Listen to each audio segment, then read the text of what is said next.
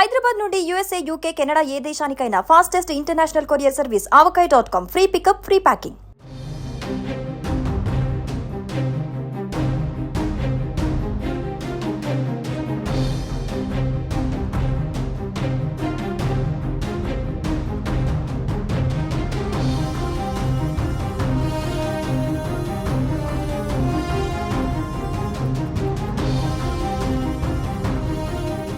పాకిస్తాన్ కు దెబ్బ మీద దెబ్బ తగులుతోంది. తాజాగా పాకిస్తాన్ పై బలోచ్ రెబల్స్ పంజా విసిరారు. దక్షిణ బలూచిస్తాన్ ప్రావిన్స్ లో పలు వాహనాలపై దాడి చేసి 9 మందిని కాల్చి చంపారు దుండగులు.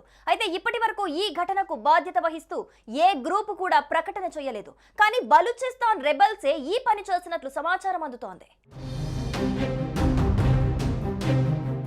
పాకిస్తాన్లోని బలూచిస్తాన్లో సాయుధ దుండగులు ఘాతుకానికి పాల్పడ్డారు. బస్సును అడ్డుకొని 9 మంది ప్రయాణికుల్ని కాల్చి చంపారు. గురువారం సాయంత్రం ప్రయాణికుల్ని కిడ్నాప్ చేసి చంపేశారని అధికారులు తెలిపారు. బుల్లెట్ గాయాలతో ఉన్న మృతదేహాలు రాత్రిపూట పర్వతాల్లో దొరికాయని ప్రభుత్వ అధికారి నవీద్ ఆలం తెలిపారు. అయితే ఈ ఘాతుకానికి పాల్పడింది ఎవరనేది ఇంకా ప్రకటించలేదు. బస్సులో ఉన్న పంజాబ్ ప్రావిన్స్ కు చెందిన వారిని దించేసి మిగతా వారిని కిడ్నాప్ చేసి చంపేశారు. కలేటా నుంచి లాహోర్ కు వెళ్తుండగా ఈ ఘటన జరిగింది. N40లో ప్రయాణికుల బస్సును సాయుధ దళాలు ఆపాయి. ముష్కరులు లోపలికి వెళ్లి గుర్తింపు కార్డులను తనిఖీ చేశారు. 9 మంది పురుషులను కిడ్నాప్ చేసి అనంతరం కాల్చి చంపేశారు. కిడ్నాప్ అయిన గంటన్నర వ్యవధిలోనే మృతదేహాలు కొండ ప్రాంతాల్లో లభ్యమయ్యాయి. దాడి చేసిన వారు 10 నుంచి 12 మంది ఉండొచ్చని అధికారులు చెప్పారు.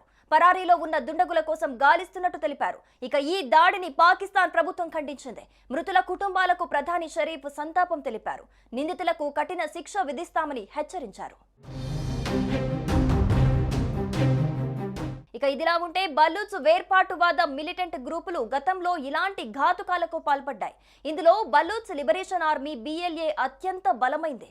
ఆఫ్ఘనిస్తాన్, ఇరాన్ సరిహద్దుల గుండా ఇది స్థావరాలను ఏర్పాటు చేసుకుని ఇది తన కార్యకలాపాలను నిర్వహిస్తోంది. అయితే పాక్ ప్రభుత్వం ఈ సంస్థపై నిషేధం విధించింది. ఇక మరోవైపు బలూచిస్తాన్ లిబరేషన్ ఆర్మీ పాక్ ప్రభుత్వంపై అతిపెద్ద దాడిని ప్రారంభించింది. దీనికి ఆపరేషన్ బాంబ్ అనే పేరు పెట్టింది.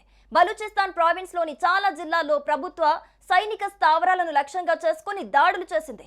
దశాబ్దాల నాటి పోరాటంలో కొత్త అధ్యాయం మొదలైందని ఈ సందర్భంగా ఆ సంస్థ పేర్కొంది. షంజ్గర్, సురబ్, కెచ్, కరణ్ జిల్లాల్లో కలిపి 17 దాడులు నిర్వహించింది. వీటికి అడ్మినిస్ట్రేటివ్ ఆఫీసులు, మిలిటరీ చెక్ పాయింట్లు ఉన్నాయి.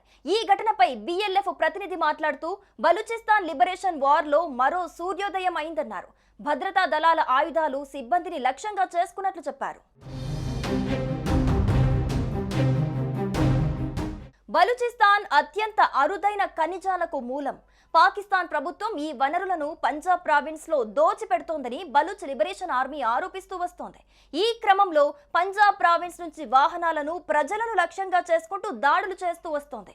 గత కొన్ని నెలలుగా బలూచిస్తాన్ లో వరుస హింసాత్మక ఘటనలు జరుగుతున్నాయి. ఈ ఏడాది మార్చిలో జాఫర్ ఎక్స్ప్రెస్ రైలు హైజాక్ గురైంది.